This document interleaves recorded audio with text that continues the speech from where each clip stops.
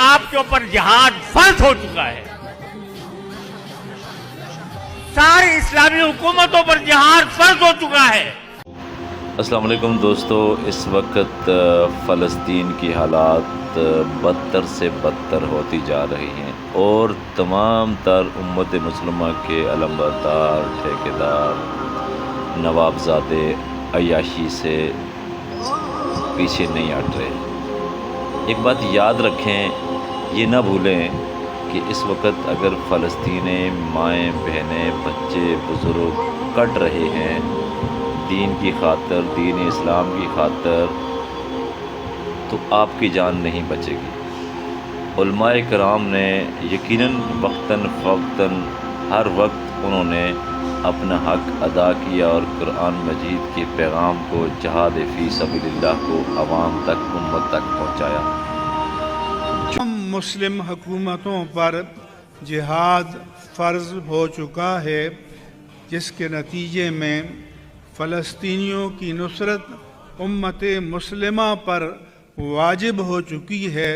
جو کام تھا ملک کے لیڈروں کا، ملک کے ایسے اداروں کا جو رکھوالا ہونے کا دعویٰ کرتے ہیں، امت مسلمہ کی اتحاد کی بات کرتے ہیں، 55 ممالک اسلامی اتحاد کی بات کرتے ہیں، ان کے لیے شرم ڈوب مرنے کا مقام ہے.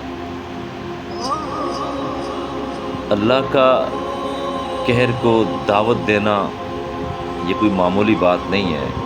لوگ اس وقت سوشل میڈیا پہ بات کرتے ہیں کہ جو بارشیں ہوئی پنجاب میں یا اسلام آباد میں، آسمان سے اولے برسے اور گاڑیاں ٹوٹ گئی، گاڑیوں کے شیشے ٹوٹ گئے.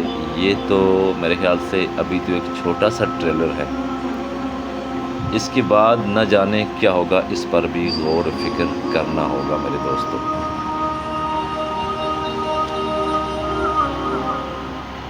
اور ہم نے اپنی حکومتوں سے کھل کر یہ مطالبہ اب تک نہیں کیا کہ آج آپ کے اوپر جہاد فرض ہو چکا ہے. ساری اسلامی حکومتوں پر جہاد فرض ہو چکا ہے. اب صرف زبانی جمع خرچ سے ہم اللہ کے سامنے اب کوئی جواب دینے کے قابل نہیں. اب صرف زبانی مذمتوں سے ہم اپنے ذمہ داری سے عہدہ برا نہیں ہو سکتے. تمام مسلمان حکومتوں پر درجہ بدرجہ یہ جہاد فرض ہے.